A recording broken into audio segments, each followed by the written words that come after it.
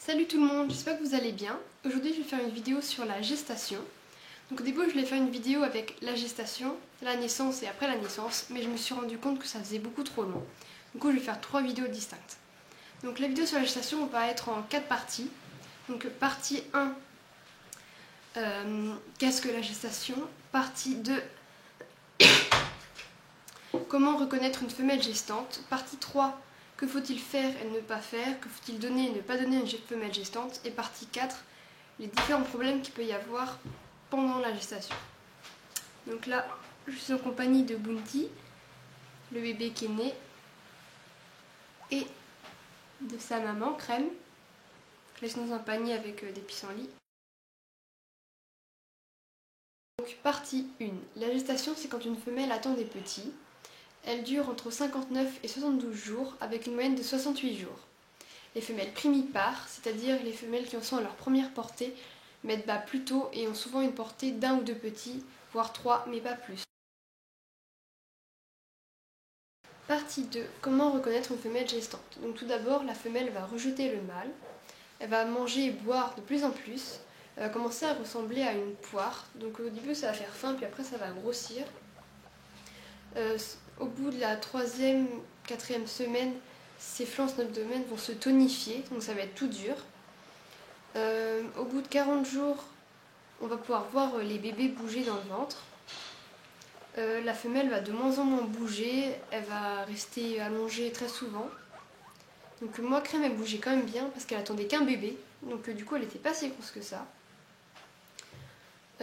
Sinon, les mamelles elles vont s'allonger, pouvant aller jusqu'à 1 cm.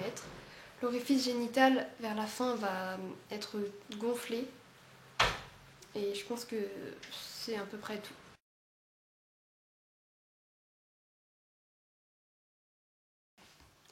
Partie 3. Que faut-il faire et ne pas faire? Que faut-il donner et ne pas donner à son cochon d'Inde? Donc d'abord, il faut doubler, voire tripler les doses de vitamine C. Il faut donner plus de croquettes, plus de fruits et légumes, notamment le poivron rouge qui est rempli de vitamine C. Ensuite, il ne faut surtout pas donner de persil parce que ça coupe la montée de lait. Il faut mettre le cochon d'Inde dans un endroit calme, où il n'y aura pas de bruit, il n'y aura pas beaucoup de passages, parce que ça va la stresser, le bruit. Ensuite, il ne faut pas trop lui palper le ventre, pas la porter, ça peut être dangereux pour ses petits et elle va stresser. Donc ce qu'il ne faut surtout pas faire, c'est la mettre sur le dos. Là, c'est très très dangereux pour les petits, donc surtout ne pas la mettre sur le dos. Donc ce qu'il y a de mieux, c'est la laisser dans sa cage, lui donner beaucoup de nourriture, et voilà, ne pas la déranger. Ensuite, si le mâle est dans la même cage qu'elle, au bout d'un mois, il faut les séparer, parce qu'il peut blesser accidentellement les petits. Donc dès qu'il va sentir que la femelle est à nouveau féconde, il va essayer de s'accoupler avec elle, donc il peut écraser les petits.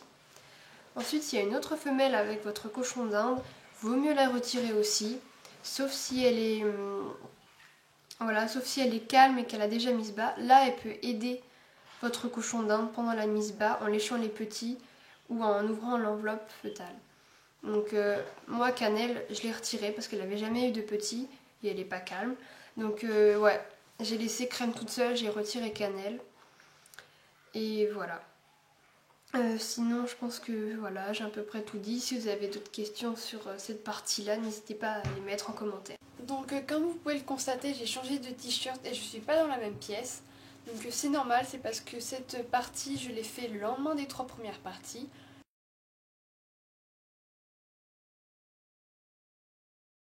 Donc, partie 4. Quel problème peut-il y avoir pendant la gestation? Donc déjà, le plus gros problème, c'est la toxémie de gestation. Elle est très souvent mortelle.